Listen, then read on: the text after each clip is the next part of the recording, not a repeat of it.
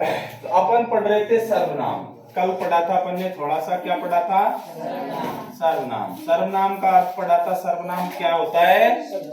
सबका नाम। सर्वनाम दो शब्दों से मिलकर बना है, सर्वधन नाम। सर्व का मतलब होता है सबका, नाम का अर्थ नाम। ठीक है। सर्वनाम की आवश्यकता क्यों पड़ी भाई सर्वनाम की? भाषा में पुनरुक्ति, शब्दों की पुनरुक्ति को रोकने के लिए तथा भाषा को सरल, सहज और आकर्षक बनाने के लिए सर्वनाम का प्रयोग किया जाता है, इसलिए इसकी आवश्यकता पड़ी। जैसे सीता कल बीमार, सीता कल विद्यालय नहीं आई क्योंकि वह क्या थी? इसलिए अब यह शब्द आया, या वह शब्द किसके लिए आया है? सीता के लिए। और वो कौन सा शब्द है? सर्वनाम के प्रकार पढ़े थे अपन ने। पहला पढ़ा था कौन सा? पुरुषवाचक सर्वनाम। कौन सा पढ़ा था? पुरुषवाचक सर्वनाम। पुरुषवाचक सर्वनाम कितने प्रकार का बताया था? तीन प्रकार का। कितने प्रकार का? उत्तम पुरुष, मध्यम पुरुष और अन्य पुरुष। अब इसकी परिभाषा क्या बनाई थी? इसमें कौन कौन से चीज आते हैं? उत्तम पुरुष में आता है वक्ता, और मध्यम पुरुष में आता है श्रोता, और अन्य पुरुष में कौन आता है? अब इसकी परिभाषा बताई थी मैंने। वे शब्द जिनका प्रयोग वक्ता, श्रोता व अन्य के लिए किया जाता है उन्हें ठीक है। पुरुषवाचक सर्वनाम के को तीन प्रकार के होते हैं, या तीन भागों में बांटा गया है। ठीक है। पहला होता है उत्तम पुरुष। वे शब्द जिनका प्रयोग वक्ता स्वयं अपने लिए करता है उन्हें उत्तम पुरुषवाचक सर्वनाम कहते हैं। वे सर्वनाम शब्द जिनका प्रयोग वक्ता जो बात को बोल रहा है उनके लिए किया जाता है उन्हें क्या, कौन से पुरुषवाचक सर्वनाम होते हैं? दूसरा पढ़ा था अपन ने मध्यम पुरुषवाचक सर्वनाम। मध्यम पुरुषवाचक सर्वनाम कौन से होते हैं? वे सर्वनाम शब्द जिनका प्रयोग श्रोता के लिए करते हैं। आगे बात समझ में। और अन्य पुरुषवाचक कौन से होते हैं? वे सर्वनाम शब्द जो श्रोता और वक्ता को छोड़कर अन्य के लिए किया जाता है उन्हें अन्य पुरुषवाचक सर्वनाम कहते हैं। दूसरा पढ़ा था अपन ने निश्चयवाचक सर्वनाम। कौन सा? निश्चयवाचक सर्वनाम कौन किसे कहते हैं?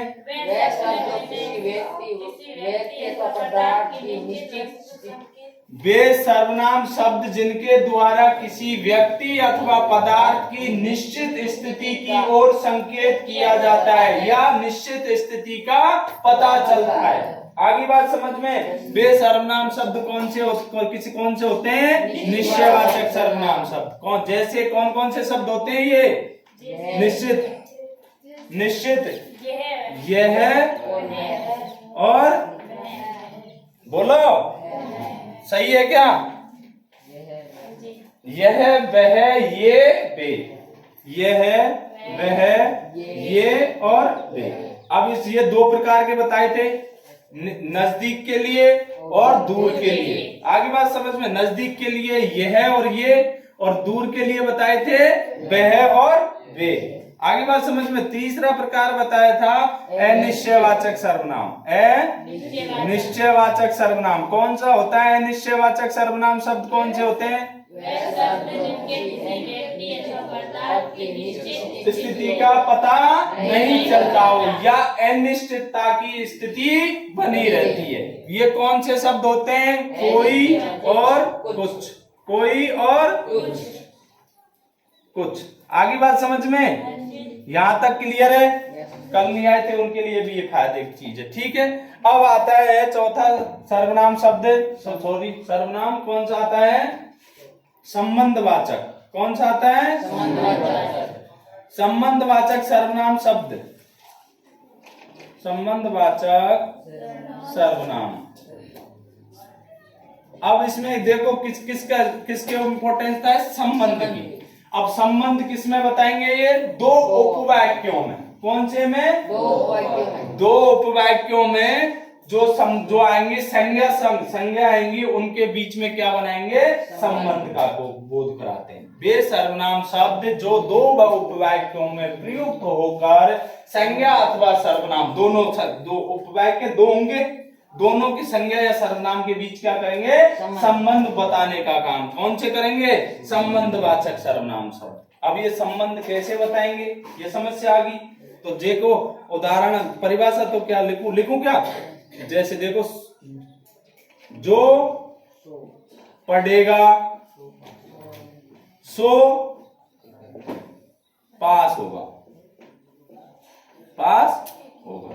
अब इसमें देखो दो उपवाक्य, पढ़ेगा और पास होगा। अब ये जो और सो आए ना, ये कौन से शब्द हैं, संबंधवाचक सर्वनाम। आगे बात समझ में, जैसे जिसकी लाठी, जिसकी लाठी उसकी भैंस।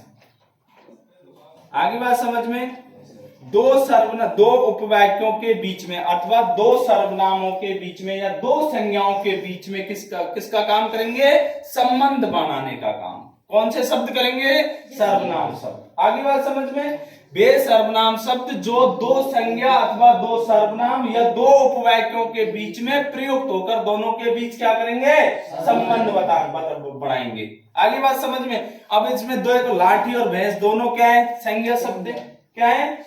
अब इनके बीच में जिसकी और उसकी को हटा दे तो लाठी अलग है और भैंस अलग। आगे बात समझ में, कोई दिक्कत किसी को। तो ये अब इसकी परिभाषा बढ़ाएंगे, क्या बढ़ाएंगी बताओ।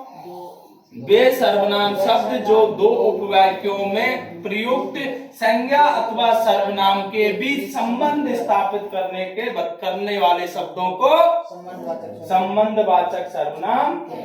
आगे बात समझ में, क्लियर, कोई दिक्कत। चौथा आता है अपना, सॉरी 3 4 4 5वां आता है अपना प्रश्नवाचक।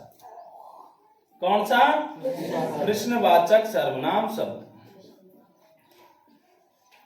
अब प्रश्न का मतलब समझते हो क्या होता है, क्या होता है, जो प्रश्न पूछता है, जिन शब्दों के द्वारा प्रश्न पूछता है, बस वे ही शब्द कौन से होंगे, वे सर्वनाम शब्द जो वाक्य में प्रयुक्त होकर किसका काम करेंगे, प्रश्न पूछने का या प्रश्न का बोध कराएंगे, उन शब्दों को प्रश्नवाचक शब्द। यहाँ तो याद करने के लिए कुछ ही नहीं है, बस प्रश्न आते ही अपने दिमाग में आ जाना चाहिए। क्या आ जाना चाहिए, वे सर्वनाम शब्द है तो सर्वनाम शब्द ही आएंगे। वे सर्वनाम शब्द जो वाक्य में प्रयुक्त होकर प्रश्न का बोध कराते हैं या प्रश्न पूछने का काम करते हैं। अब ये शब्द कौन कौन से होते हैं, कौन कौन खाना खाएगा, क्या, कैसे। आगे समझ में, ये सारे, जैसे कौन गाना गाएगा, कौन खाना गाएगा, आप विद्यालय कैसे आए। आगे बात समझ में, आगे बात समझ में। तो जीए किसका बोध कराएंगे। अब आता है सबसे इंपॉर्टेंट और महत्वपूर्ण है छठवां, निजवाचक सर्वनाम। निजवाचक सर्वनाम। अब निजवाचक सर्वनाम में एक समस्या तुम्हारे सामने आएगी। इसमें क्या है कि वक्ता, जो इसकी परिभाषा ये है, मैं बता देता हूं, फिर अपन इस पे बात करेंगे। वे सर्वनाम शब्द जो वक्ता स्वयं अपने लिए प्रयुक्त करता है। अब यहां भी वक्ता हो रहा है और यहां भी वक्ता हो रहा है ना। पुरुषवाचक में भी उत्तम पुरुष की परिभाषा भी वही है। वे सर्वनाम शब्द जो वक्ता स्वयं अपने लिए प्रयुक्त करता है, यहां भी वही आएगी। वे सर्वनाम शब्द जो वक्ता स्वयं अपने लिए प्रयुक्त करता है, परंतु यहां से प्रयुक्त करता है, यहां पर क्या है, निजता का बोध कराता है।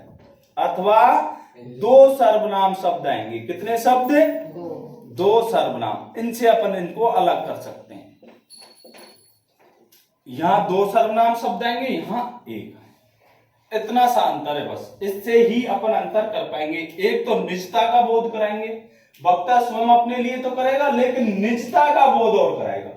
मतलब दो सर्वनाम शब्द आएंगे, जैसे स्वयं, अपना, आप। अब कैसे आएंगे, वाक्य कैसे बनेगा, मैं अपना खाना स्वयं बनाऊंगा। मैं अपना खाना स्वयं बनाऊंगा। तो दो आगे ना सर्वनाम, दो आगे ना एक ही जगह। या मैं खुद अपने, हाँ एक शब्द और है खुद, इसका भी प्रयोग खूब होता है। मैं खुद चला, ये याद रखना पड़ेंगे सर। आगे बात समझ में कोई दिक्कत? इसमें अंतर क्या है?